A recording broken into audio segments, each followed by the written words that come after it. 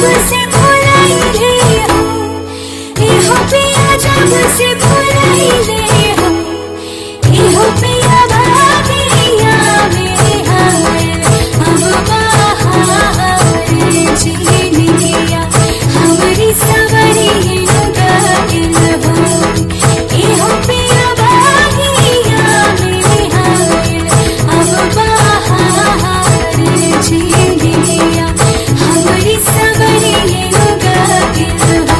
अखिया मिलवलू एगो धन दिल में समैलू, एगो धन दिल में समैलू, एगो धन मोहानी मूरतिया बातो हारा कर जा मैं उतरी गईलू।